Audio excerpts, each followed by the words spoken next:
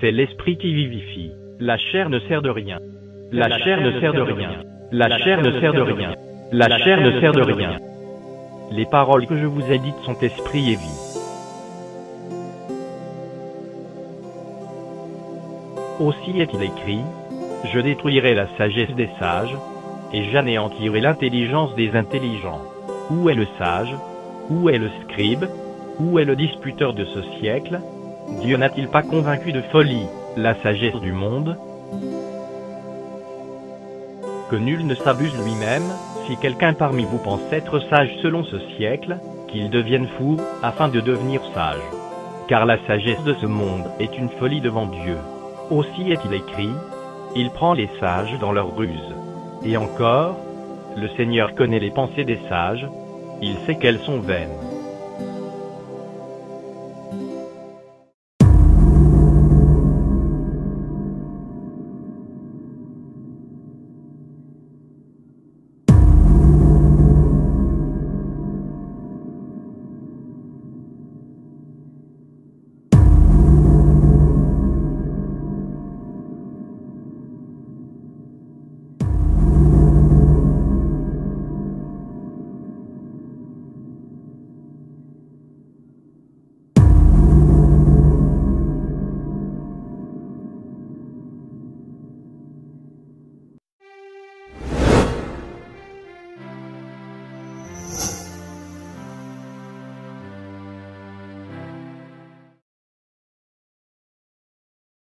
Si peu de temps.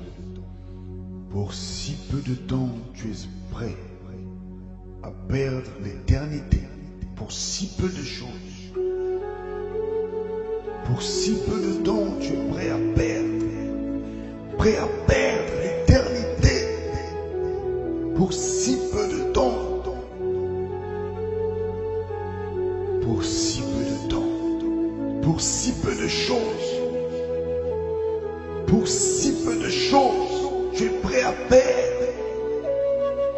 Pour ces joies d'un instant, pour ces richesses d'un instant. Pour si peu de temps, tu es prêt à passer l'éternité dans les tourments. Pour si peu de temps, pour si peu de temps, pour si peu de choses. Voici ce que dit ton adversaire, le diable. Il dira dans le livre de Job, pour l'homme vendrait sa vie pour ce qu'il possède. Pour l'homme vendrait sa vie pour ce qu'il possède. Pour l'homme vendrait sa vie pour ce qu'il possède. L'homme vendrait sa vie pour ce qu'il possède.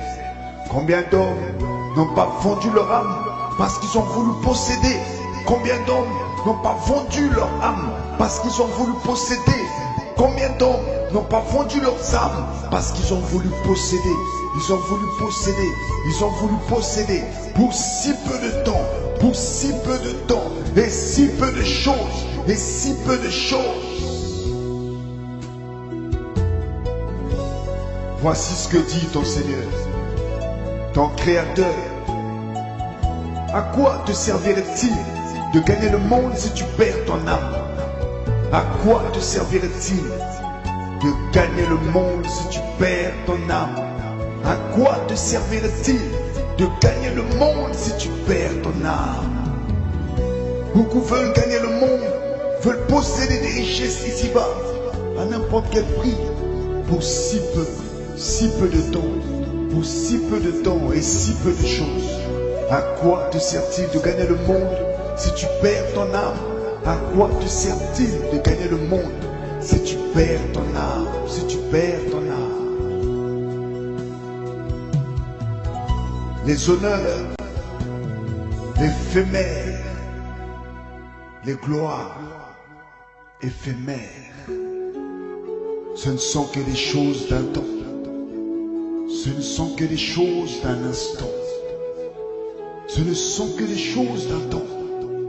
Ce ne sont que des choses d'un instant. Ton âme a-t-elle pour valeur ces richesses de ce monde? Ton âme a-t-elle pour valeur ces richesses de ce monde? Ton âme a-t-elle pour valeur ces richesses de ce monde? À quoi sert-il? À quoi sert-il? À quoi sert-il un homme de gagner le monde s'il perd son âme? Combien n'ont-ils pas vendu leur âme? Combien n'ont-ils pas signé avec leur sang un pacte avec l'ennemi? Le Seigneur dira, l'âme de toute chair est dans son sang. Lorsque tu avais signé avec ton sang, tu venais de vendre ton âme. Mais Christ peut racheter ton âme, car lui a signé avec son sang inestimable. Viens à lui, car le Seigneur t'appelle. Crie avec moi, prie avec moi, invoque avec moi, car au jour de la détresse, celui qui invoquera le Seigneur sera sauvé. Est-ce un jour de détresse? Est-ce un jour de détresse? Toi qui as perdu le sommeil, tu as eu la gloire, tu as été acclamé des hommes, tu as perdu le sommeil, et la nuit te voilà tourmentée. Chaque soir, chaque nuit te voilà tourmentée, mais tu as eu la gloire, tu as eu les acclamations des hommes, tu as eu les belles maisons, tu as eu les belles voitures. Mais voici ta vie. Voici la peine est toi sur toi. Voici, tu donnerais n'importe quoi pour ne serait-ce que dormir un peu. Tu donnerais n'importe quoi pour avoir ne serait-ce qu'un peu de paix. Mais voici, tu as signé. Voici, est-ce un jour de détresse? Est-ce un jour de détresse pour toi?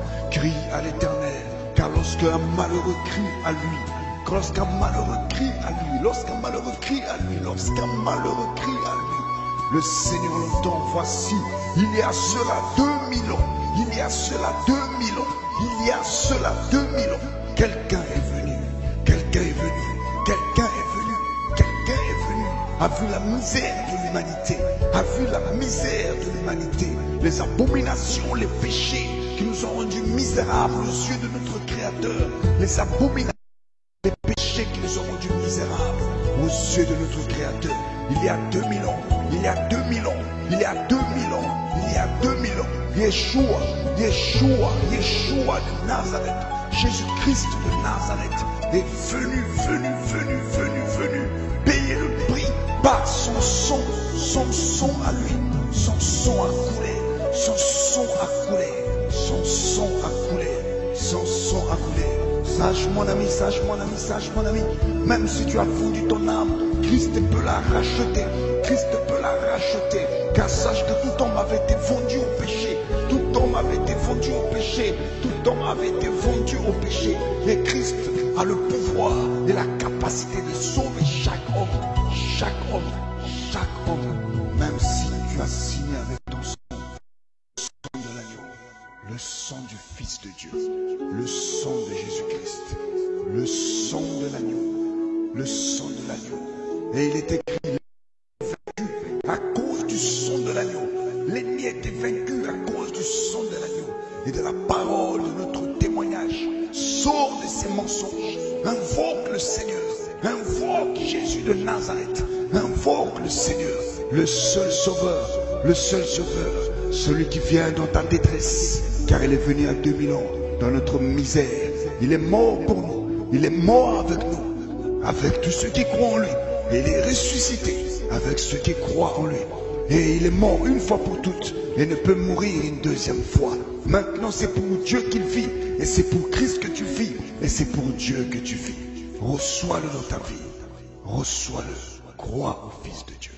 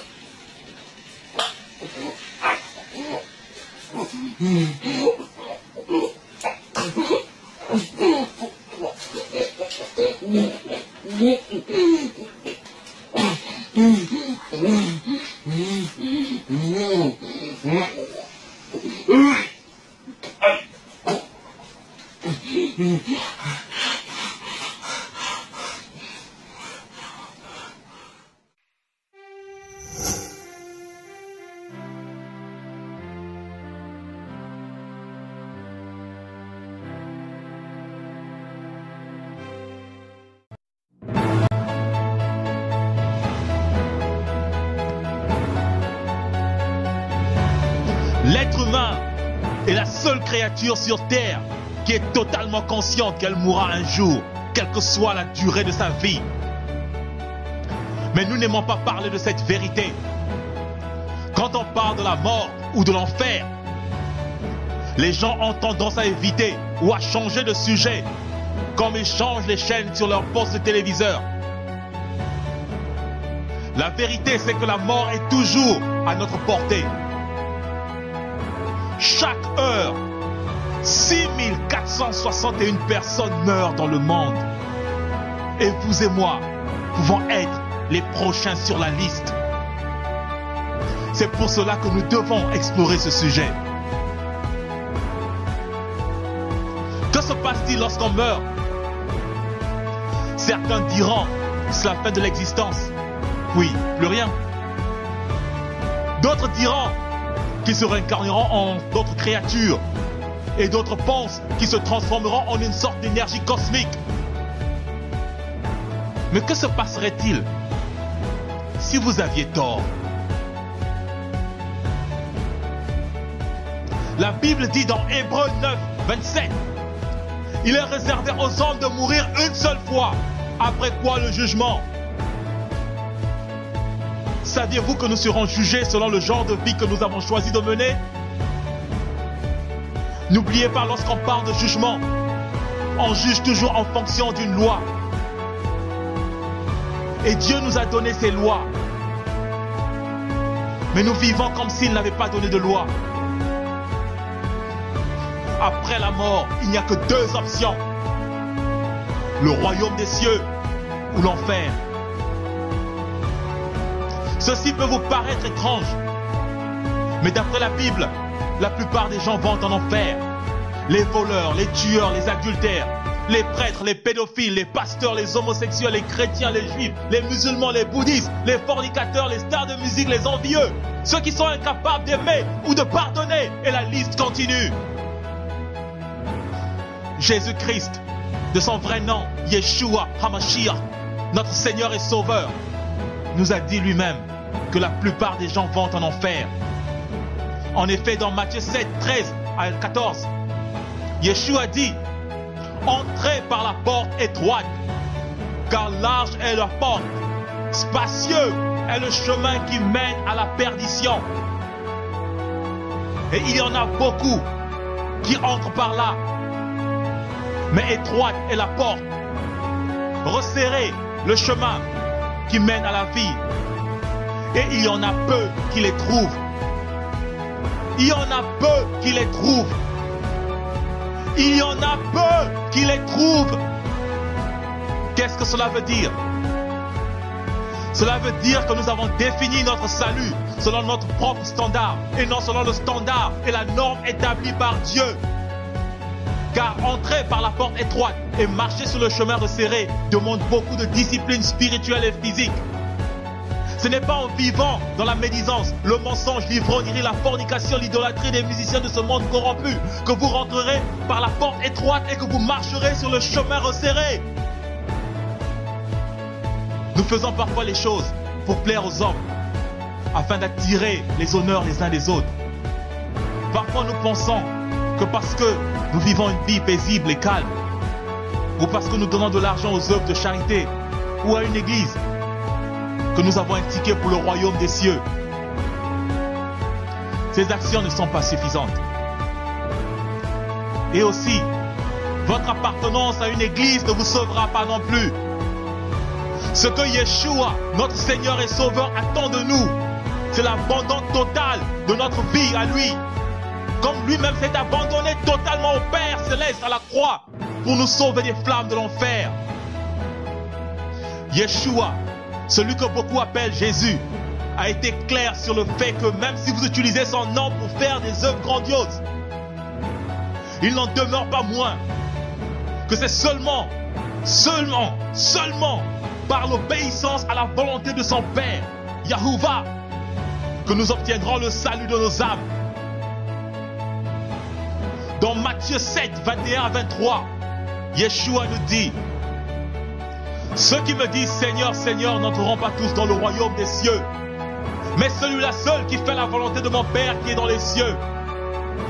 Plusieurs me diront en ce jour-là: Seigneur, Seigneur, n'avons-nous pas prophétisé par ton nom? N'avons-nous pas chassé les démons par ton nom? Et n'avons-nous pas fait beaucoup de miracles par ton nom? Je leur dirai ouvertement: je ne vous ai jamais connu.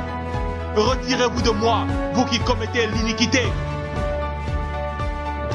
Yeshua est furieux contre ceux qui commettent l'iniquité.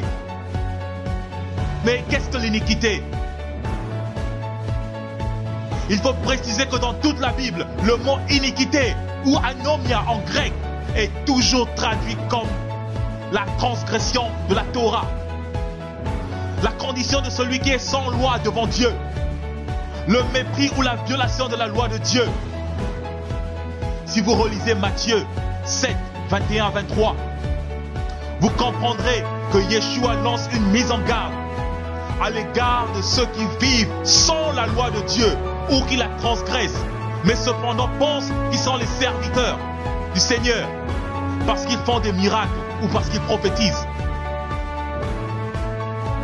La Bible nous dit que c'est à cause de nos transgressions de la loi divine que le Messie est mort. Efforçons-nous donc de ne plus pécher. Il faut rappeler au passage que 1 Jean 3, 4 nous dit: le péché c'est la transgression de la Torah. Alors ne transgressons plus la Torah ou les commandements de Dieu. L'apôtre Jean a aussi enseigné que nous devons garder les commandements de Dieu. C'est là l'objet de notre foi en Yeshua. Nous connaissons que nous aimons les enfants de Dieu lorsque nous aimons Dieu et lorsque nous pratiquons ses commandements. Car l'amour de Dieu consiste à garder ses commandements. Et ces commandements ne sont pas pénibles. Parce que tout ce qui est né de Dieu triomphe du monde. Et la victoire qui triomphe du monde, c'est notre foi. Une personne qui a triomphé du monde est capable de vivre selon la volonté de Dieu. Une personne qui vit selon les convoitises de sa chair ne saurait plaire à Dieu. Mais Dieu prend plaisir à la personne qui renonce aux convoitises charnelles. Car les passions de la chair sont l'une des principales causes de la perte du salut. C'est pour cela l'apôtre Paul dit: ceux en effet qui vivent selon la chair s'affectionnent aux choses de la chair, tandis que ceux qui vivent selon l'esprit s'affectionnent aux choses de l'esprit. Et l'affection de la chair, c'est la mort, tandis que l'affection de l'esprit, c'est la paix, la vie, car l'affection de la chair est inimitié contre Dieu, parce qu'elle ne se soumet pas à la loi ou à la Torah de Dieu, et qu'elle ne le peut même pas. si vous ne vous repentez pas, l'argent que vous détournez aujourd'hui et que vous amassez aujourd'hui ne vous aidera pas en enfer. Les femmes ou les hommes avec lesquels vous couchez, vous forniquez avec, ne vous aideront pas en enfer. Votre orgueil, votre pasteur, les stars de cinéma et de musique que vous adorez aujourd'hui ne vous aideront non plus.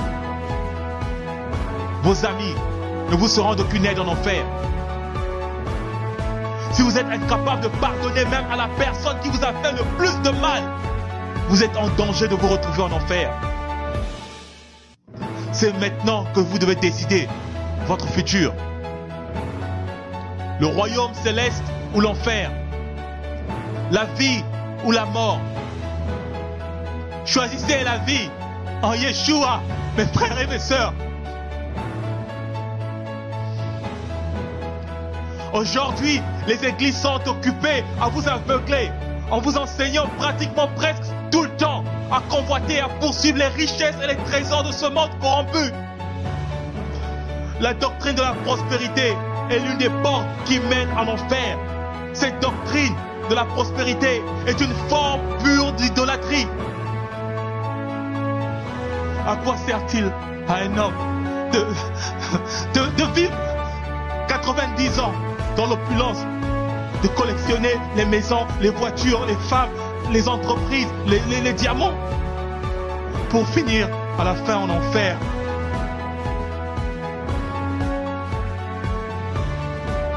Yeshua, notre Seigneur, a dit: cherchez premièrement le royaume des cieux et sa justice,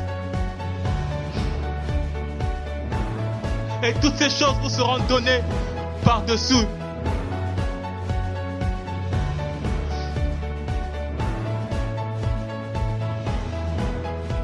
Yeshua a bien dit: cherchez premièrement le royaume et la justice de Dieu.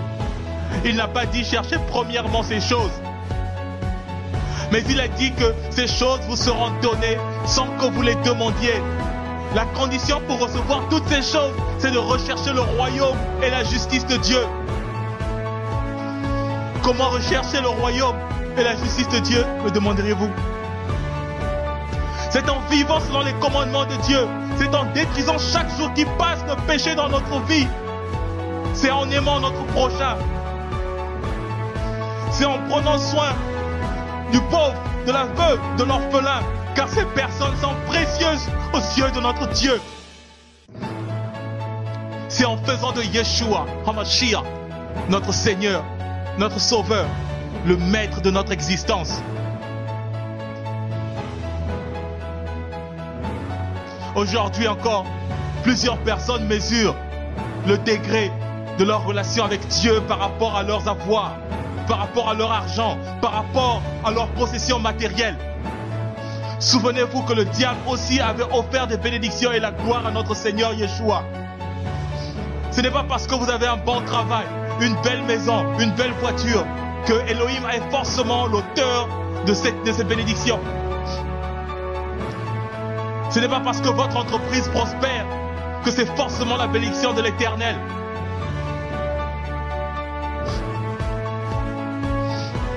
Souvenez-vous de la parabole du riche et de Lazare. Lazare, qui n'avait rien de toute sa vie, se retrouva dans un lieu de réconfort. Lazare avait appris dans cette difficulté à glorifier le Père pour chaque miette de pain qu'il mangeait. Mais le riche, qui de toute sa vie n'avait pas compris ce que c'est que l'amour, n'avait jamais pourvu aux besoins du pauvre. Et il s'est retrouvé en enfer dans les tourments. Le riche avait brisé la règle d'or. Tu aimeras ton prochain comme toi-même. Depuis les flammes de l'enfer, le riche a demandé au père Abraham d'envoyer quelqu'un prévenir sa famille, prévenir le monde que l'enfer est réel. Père Abraham, qui a vécu des siècles longtemps avant Moïse, a dit aux riches: ils ont Moïse et les prophètes. S'ils n'écoutent pas Moïse ou les prophètes, ils ne se laisseront convaincre même si une personne d'entre les morts revenait pour leur parler de ces choses.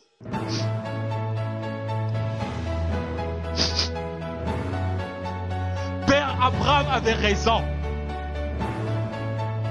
Mais la prière du riche avait été exaucée. Yahuwah Elohim, notre Dieu a ressuscité Yeshua, notre sauveur, d'entre les morts.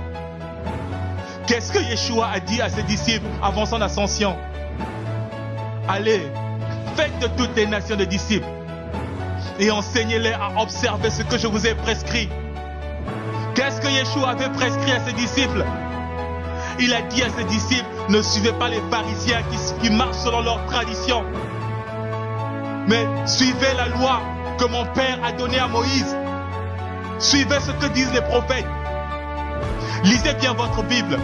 Le noyau de l'enseignement du Messie était de ramener le peuple israélite à l'obéissance à la Torah et de les éloigner des traditions humaines. Mais aujourd'hui encore, beaucoup d'églises enseignent l'iniquité en disant que la loi de Moïse et les prophètes ne sont plus valides. Mais Yeshua avait bien dit, ce monde et sa gloire corrompus passeront, mais ma parole ne passera point. Aujourd'hui, il y a toute cette pagaille dans les églises parce que nous avons rejeté la loi. Laissez-moi vous rappeler que le mot iniquité veut dire vivre sans la loi de l'Éternel, Adonai, ou transgresser la loi de Dieu. C'est ça l'iniquité. Il n'y a pas d'autre définition. Adonai Elohim, notre Dieu, dit dans Osée 4, 6, mon peuple est détruit parce qu'il lui manque de connaissance. Puisque tu as rejeté la connaissance, je te rejetterai. Et tu seras dépouillé de mon sacerdoce. Puisque tu as oublié la loi de ton Dieu, j'oublierai aussi tes enfants. Si Dieu a puni aussi sévèrement les Israélites pour avoir abandonné sa loi, croyez-vous qu'il vous épargnera? Croyez-vous qu'il nous épargnera, nous les nations, si nous faisons de même? Yeshua a réprimandé les pharisiens parce qu'ils ne suivaient pas la loi de Dieu. Croyez-vous que Yeshua ne vous réprimanderait pas d'avoir jeté sa loi dans les oubliettes? La loi de son Père est précieuse à ses yeux. Yeshua est un juste juge et il ne fera pas deux poids, deux mesures. Tel qu'il a jugé les pharisiens, tel il nous jugera. Les hommes peuvent se moquer et faire toutes sortes de blagues sur l'existence de l'enfer. Certains d'entre nous faisons des efforts pour ne pas y penser ou d'y croire. Mais il n'en demeure pas moins que l'enfer est bel et bien réel. Il existe bien. C'est un endroit réel. Un lieu de tourment et de torture perpétuelle. Vous croyez que j'ai envie de vous foutre la trouille, hein? Eh bien, vous ferez bien d'avoir peur et de trembler, de prendre la bonne décision avant qu'il soit trop tard pour vous. Beaucoup de gens n'aiment pas ce sujet, car cela blesse leurs sentiments. Mais nous savons tous que la vérité blesse. Et c'est cette même vérité qui conduit à la vie, mes frères et mes sœurs. Car elle nous délivre. Elle nous délivre, elle délivre le peuple des chaînes de l'ignorance. Nous sommes devenus tellement ignorants. Vous avez entendu des pasteurs ou des chrétiens vous dire que Dieu est amour. Il est tellement amour qu'il n'enverra jamais quelqu'un en enfer. Il est vrai que Dieu est amour. Mais il est aussi justice. Il est aussi sainteté. Vous devez savoir que Dieu est saint. Et il ne peut pas coexister avec le péché. Si vous tenez à vivre dans votre péché, Dieu vous rejettera. Psaume 5, versets 5 à 6. Car tu n'es point un Dieu qui prenne plaisir au mal. Le méchant n'a pas sa demeure auprès de toi. Les insensés ne subsistent pas devant tes yeux. Tu es ceux qui commettent l'iniquité, ceux qui brisent la loi, ceux qui vivent sans la loi. Dieu est ceux qui commettent l'iniquité. mais il prend plaisir à la repentance du pécheur. Il n'est pas trop tard pour se repentir. Dieu, par son Fils Yeshua, a un fervent désir de purifier et de sauver tous ceux qui viennent à lui d'un cœur sincère.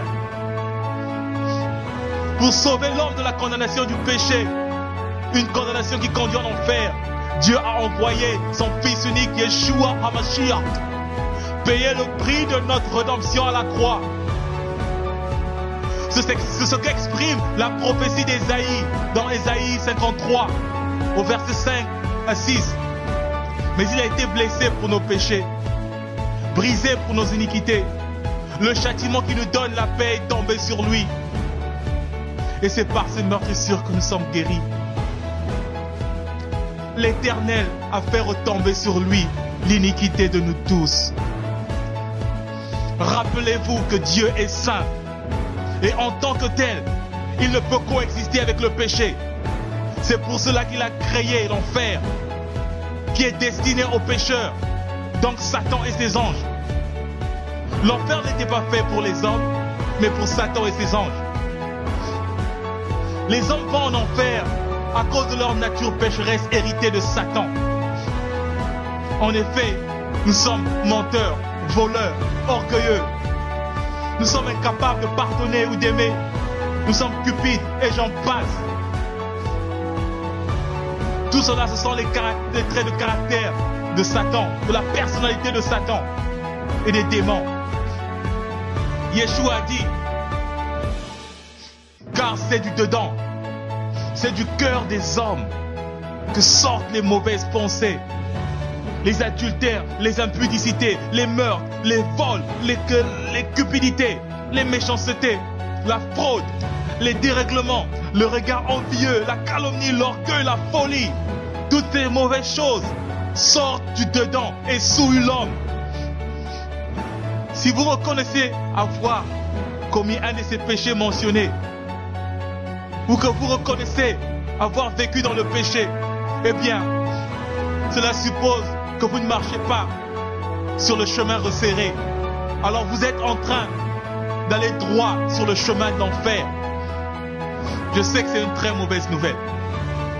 Mais la bonne nouvelle, c'est que vous êtes encore en vie et que vous pouvez renoncer à vos péchés. Et Dieu vous prendra dans ses mains. Il vous lavera de tous vos péchés. Et vous serez tout neuf comme un sou. Quelle que soit ta vie, quel que soit ce que tu as fait de mal, je t'en prie, mon frère, ma sœur, avec des larmes aux yeux, je te supplie de venir à Yeshua. Même si tu es une prostituée, homosexuelle, sataniste, alcoolique, voleur, drogué, lesbienne, violent, sache que Yeshua t'aime et il est prêt à te recevoir et à changer ton mode de vie, à te donner une vie nouvelle qui ira jusqu'à l'éternité. Il n'est pas venu pour nous juger, il n'est pas venu pour te juger, mais pour te sauver. Mais c'est à toi de faire le premier pas. Commence par renoncer au péché et il viendra, il te donnera le shalom, la paix. Il te montrera la voie à suivre lui-même. Tu ne suivras plus les hommes. Tu suivras le Maître, celui qui t'a créé, celui qui a créé cet environnement dans lequel nous vivons. Ça sera une gloire et un honneur pour toi, mon frère et ma sœur. Yeshua est mort pour que tu n'ailles pas en enfer, mais pour que tu puisses avoir la vie éternelle auprès du Dieu amour. 1 Pierre 3, 18 dit, Christ a souffert une fois pour les péchés, lui le juste pour les injustes, afin de nous amener à Dieu, ayant été mis à mort quant à la chair, mais ayant été rendu vivant quant à l'esprit. Oui, Yeshua, le Messie est mort pour nous. Et désormais, nous avons l'espoir qu'en lui, le chemin du royaume céleste est ouvert pour nous. Quelle joie! Alléluia! Alléluia! Alléluia! La Bible dit, car Dieu a tant aimé le monde qu'il a donné son Fils unique, afin que quiconque croit en lui ne périsse point, mais qu'il ait la vie éternelle. Dieu en effet n'a pas envoyé son Fils dans le monde pour qu'il juge le monde, mais pour que le monde soit sauvé par lui. Celui qui croit en lui n'est point jugé, mais celui qui ne croit pas en lui est déjà jugé, parce qu'il n'a pas cru au nom du Fils unique de Dieu. Croire en Yeshua, c'est vivre comme il a vécu en obéissance à la Torah de son Père. Croire en Yeshua, c'est vivre selon ses enseignements. Croire en Yeshua, c'est obéir aux lois de Dieu. Croire en Yeshua, c'est avoir la foi que c'est par son sang versé à la croix que nous sommes sauvés de nos péchés. Croire en Yeshua, c'est produire des fruits dignes de la repentance. Croire en Yeshua, c'est aimer son prochain. Croire en Yeshua, c'est aimer Dieu de tout son cœur, de toutes ses pensées, de toutes ses forces. La loi a été donnée par Moïse, mais nous l'avons transgressée. À cause de nos transgressions, nous méritions la mort et l'enfer. Mais la grâce est venue par Yeshua le Messie, car il est mort pour nous. Maintenant, lèvons-nous dans la foi et obéissons à Dieu. Yeshua est venu par son sacrifice nous ramener à l'obéissance à son Père. C'est parce que nous étions désobéissants, c'est parce que nous étions rebelles qu'il est mort. Et aujourd'hui, vous vous révélez à la loi. Vous dites qu'il n'y a plus de loi. Qui vous a dit ça?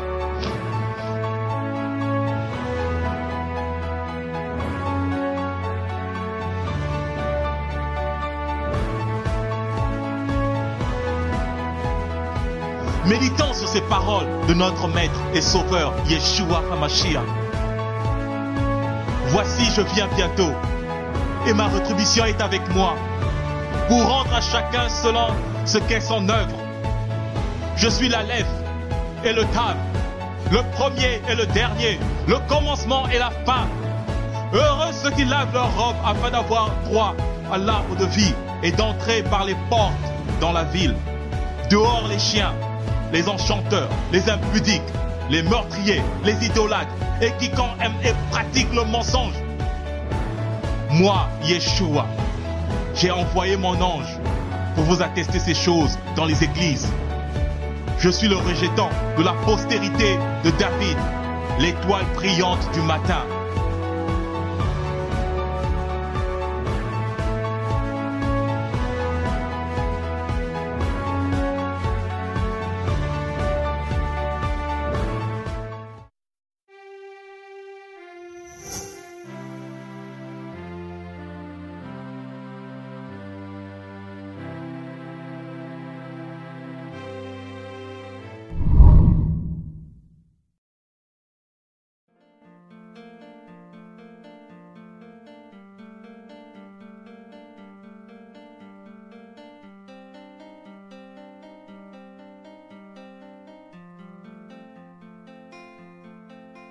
Tu marches comme un aveugle qui ne sait pas où il va.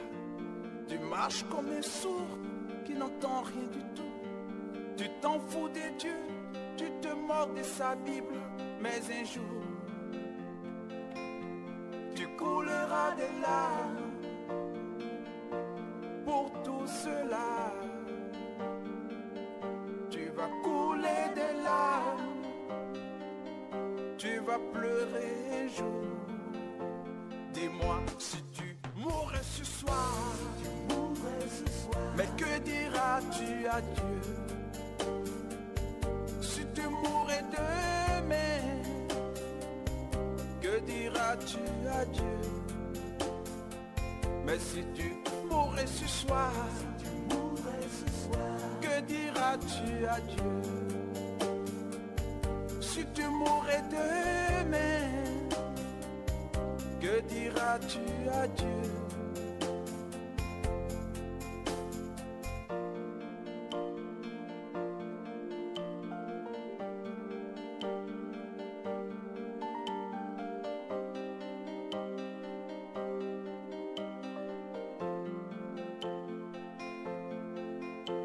peux tout avoir dans ce monde pourri. Les plus belles maisons, les plus belles voitures, toutes les plus belles filles viendront à tes pieds. Mais un jour, tu couleras des larmes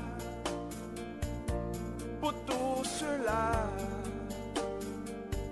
Tu vas couler des larmes, tu vas pleurer un jour. Dis-moi si tu mourrais ce soir, mais que diras-tu à Dieu? Si tu mourrais demain, que diras-tu à Dieu? Si tu mourrais ce soir,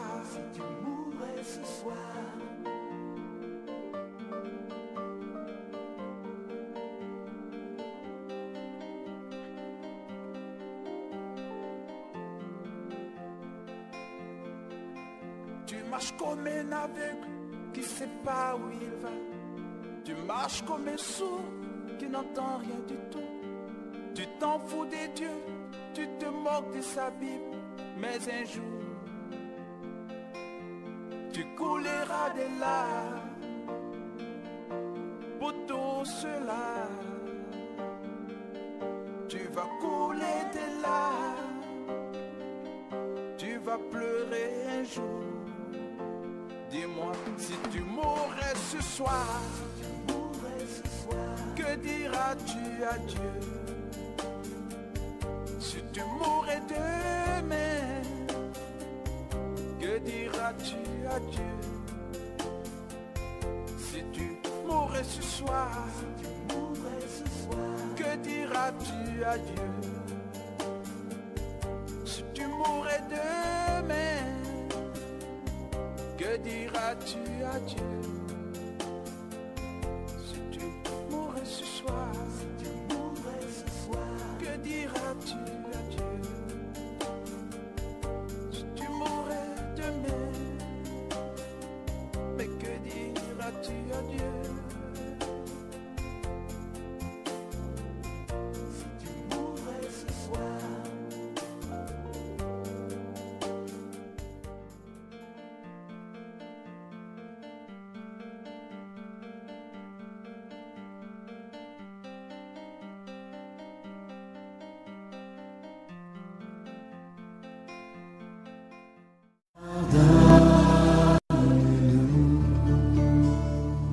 Jésus, mon sauveur, oh Jésus,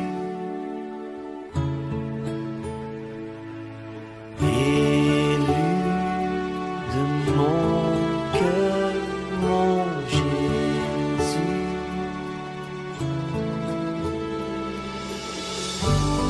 Un seul mot de ta bouche et s'ouvre les écluses des cieux.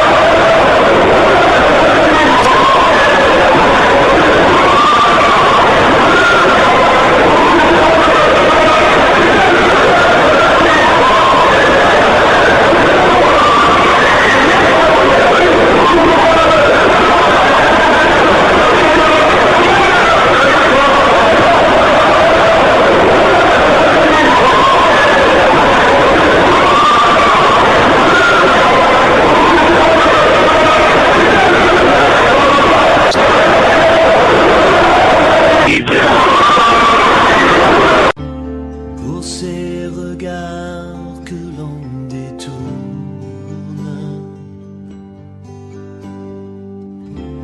devant le mal qui t'a cloué, pour ce péché où l'on retourne malgré le sang qui a coulé.